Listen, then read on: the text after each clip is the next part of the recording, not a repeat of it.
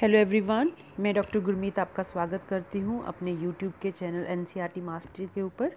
आज जो हम डिस्कस करने जा रहे हैं वो है expected questions of CTET science paper 2 का पार्ट नंबर 11।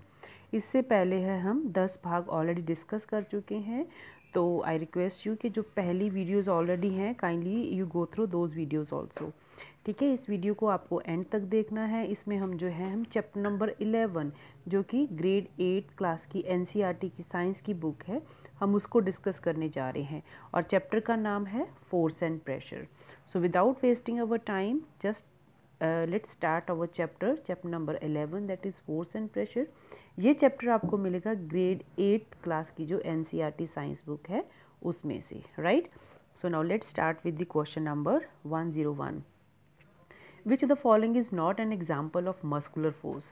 ठीक है, so you have the option that is of potter carrying a load on a wheelbarrow, an apple falling from a tree, a child riding a bicycle, a person drawing a water from well। तो सबसे पहले आपको muscular force का पता होना चाहिए। Muscular वो force होती है जो कि हम इसको कहते हैं, ये एक कॉन्टैक्ट फोर्स है जो कि हमारे मसल्स के थ्रू जो है, जब इंसान का खुद का जोर लगता है मसल्स के थ्रू, हम उस प्रोसेस को, उस फोर्स को बोलते हैं muscular force.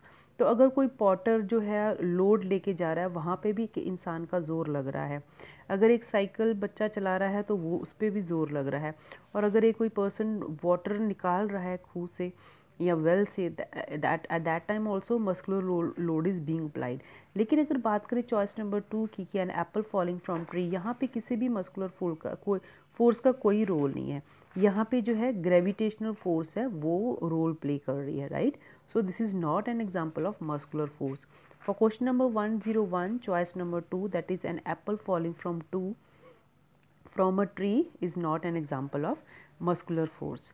Now let's move on to question number 102। ये कहता है कि which of the following are contact forces. इसमें से कौन सी फोर्सेस ऐसी हैं जो कॉन्टैक्ट फोर्सेस हैं। तो मैं आपको बताना चाहती हूँ, ये प्रीवियस ईयर क्वेश्चन में बहुत बार आ चुका है and this question is very very important from exam point of view. तो अगर बात करें which of the following are contact forces, you have the option friction and gravitational, gravitational and magnetic, friction and muscular, gravitational and muscular. तो सबसे पहले मैं आपको ये बताना चाहती हूँ कि जो कॉन्टैक्ट फोर्सेस होती हैं वो कौन सी होती हैं। कॉन्टैक्ट फोर्सेस वो होती हैं which can be exerted by an object on another object only through physical touching. Contact means किसी को टच करना। ऐसी फोर्स जो एक ऑब्जेक्ट दूसरे ऑब्जेक्ट को टच करके जो फोर्स पैदा हो रही है उसको हम बोलते हैं कॉन्टैक्ट फोर्सेस। मोस्ट इंपॉर्टेंट यहाँ पे है फिजिकल टचिंग, जैसे मस्कुलर फोर्स। तो अगर आपको टेबल से बुक उठानी है तो आपको आपके हाथों से जोर लगाना पड़ेगा। फ्रिक्शनल फोर्स भी एक कॉन्टैक्ट फोर्स होती है जो कि जैसे कि हम अगर चल रहे हैं सड़क के ऊपर तो frictional force is constantly acting on our feet. तो इसी की वजह से हम चल पाते हैं, पैदल चल पाते हैं। अगर इवन हमने कुछ लिखना भी है पेपर के ऊपर तभी लिख पाते हैं क्योंकि वहाँ पे फ्रिक्शन होती है, राइट। तो कॉन्टैक्ट फोर्स वो होती है जब एक ऑब्जेक्ट दूसरे ऑब्जेक्ट को टच कर रहा है थ्रू फिजिकल टचिंग। तो इसमें आपकी एग्जांपल आ गई मस्कुलर एंड फ्रिक्शनल फोर्स, ठीक है। तो आपको ये भी पूछा जा सकता है which of the following are contact forces, तो उसमें मस्कुलर एंड फ्रिक्शनल फोर्स होगी। लेकिन अगर हम बात करें मैग्नेटिक फोर्स होगी, इलेक्ट्रोस्टैटिक फोर्स होगी या ग्रेविटेशनल फोर्स, ये एग्जांपल्स हैं नॉन कॉन्टैक्ट फोर्सेस की। मेरे कहने का मतलब था कि अगर आपको कॉन्टैक्ट फोर्सेस के ऊपर क्वेश्चन आ सकता है तो नॉन कॉन्टैक्ट के ऊपर भी आपको जो है क्वेश्चन आ सकता है। तो अब अगर हम देखें इसमें से कौन सी चॉइस है जिसमें कॉन्टैक्ट फोर्सेस हैं, they are the frictional force and muscular force. Friction और मस्कुलर फोर्स ऐसी फोर्स है जिसको हम कॉन्टैक्ट फोर्सेस बोलते हैं। तो बात करें ग्रेविटेशनल की, मैग्नेटिक की, तो ये क्या है, non contact forces. Even electrostatic force है वो भी नॉन कॉन्टैक्ट फोर्स है, right. So now let's move on to the question number 103। द सेम फोर्स F act on 4 different objects with the given areas, the pressure exerted will be maximum on 20 meter square, 50 meter square, 10 meter square and 100 meter square। तो आपको पता होना चाहिए pressure is equal to force per unit area. अगर force लग रही है तो किसके ऊपर जो है प्रेशर जो है मैक्सिमम होगा। तो इससे हमें ये पता चल गया जो प्रेशर का रिलेशनशिप है एरिया के साथ इन्वर्स है। अगर एरिया ज़्यादा होगा तो प्रेशर कम होगा, राइट। तो इसका मतलब इन्वर्स रिलेशनशिप है, इसमें उल्टा रिलेशनशिप है। अगर प्रेशर ज़्यादा है मीन्स वहाँ पे एरिया कम है। तो अगर हमें यहाँ पे ये देखना, हमें ढूंढना क्या है, the pressure exerted will be maximum, किसके ऊपर जो है प्रेशर जो है मैक्सिमम है। प्रेशर मैक्सिमम कब होगा, जिसका एरिया सबसे कम होगा। तो अगर हम यहाँ पे चॉइसेस देखें 20, 50, 10 और 100, तो इसमें से देखते हैं हम जो 10 है वो सबसे मिनिमम एरिया है, तो वहाँ पे प्रेशर जो होगा मैक्सिमम होगा। For question number 103, choice number 3 that is 10 metre square is the correct option. Now let's move on to question number 104. Which of the following represent correct values for the normal atmospheric pressure? You have the choices 101.3 kilopascals and 76 mm of mercury, 76 mm of mercury and 101.3 pascal, 101.3 kilopascals and 760 mm of mercury, 76 mm of mercury and 76 mm of mercury। ये choice को दोबारा repeat किया हुआ है। तो अगर हम बात करें नॉर्मल एटमॉस्फेरिक प्रेशर की, तो 101.3 kilo pascal and 760 mm of mercury, ये एक करेक्ट जो है नॉर्मल एटमॉस्फेरिक वैल्यू की करेक्ट वैल्यू है। तो ये एक बार प्रीवियस ईयर क्वेश्चन में भी आ चुका है। So from exam point of view this question is also very very important. Now let's move on to question number 105.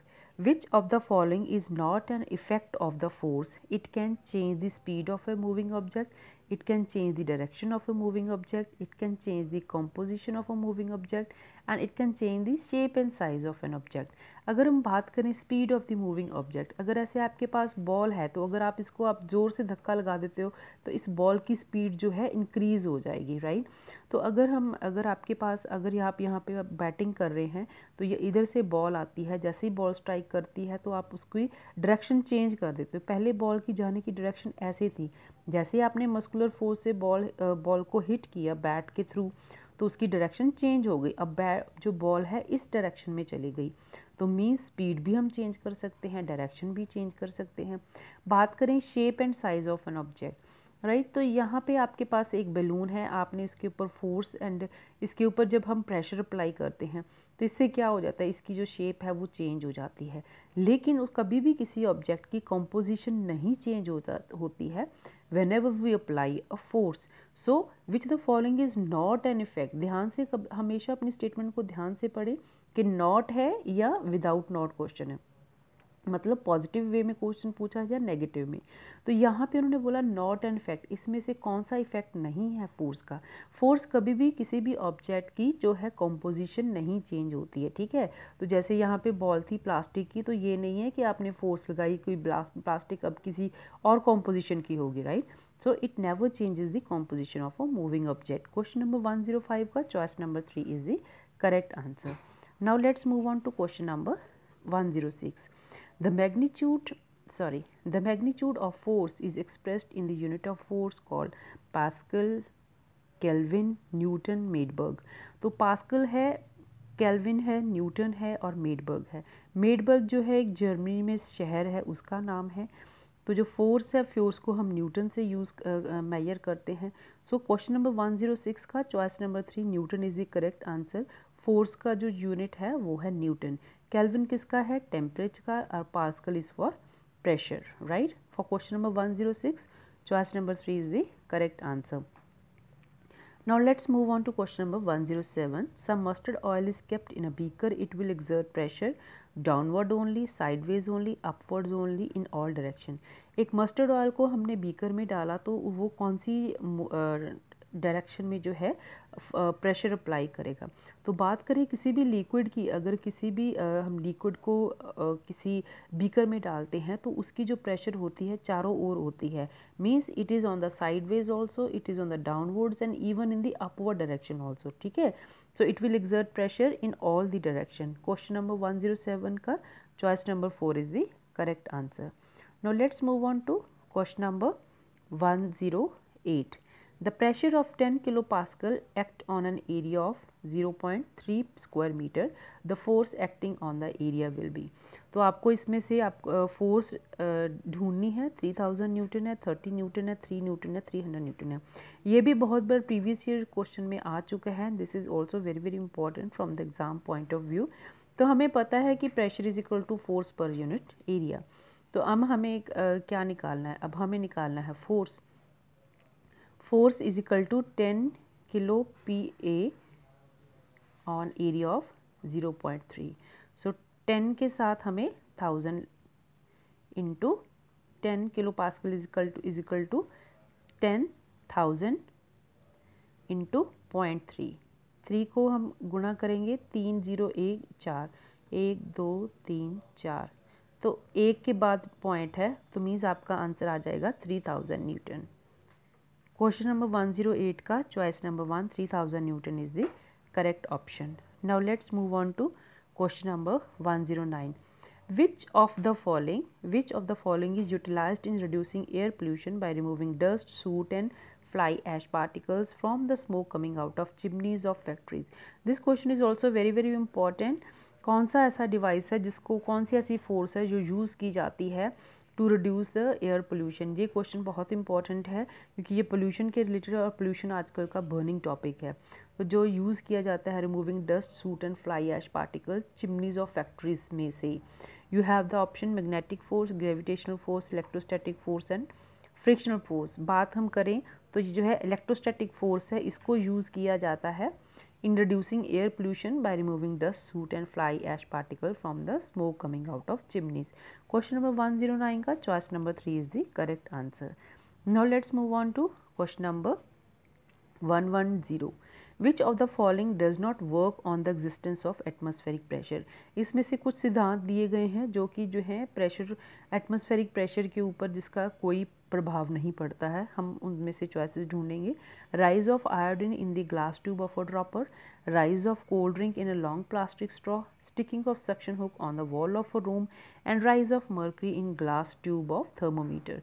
तो जो पहली तीनों चॉइस है, इन तीनों में जो है एटमॉस्फेरिक प्रेशर के ऊपर ही ये जो है काम करते हैं। बात करें चौथी चॉइस की, जो rise of mercury in glass tube, ये इसका प्रेशर के साथ कोई रिलेशन नहीं होता है, इसका रिलेशनशिप होता है टेम्परेचर के साथ, right. So it does not work on the existence of atmospheric pressure. Choice number 4 that is rise of mercury in glass tube of thermometer is the correct answer.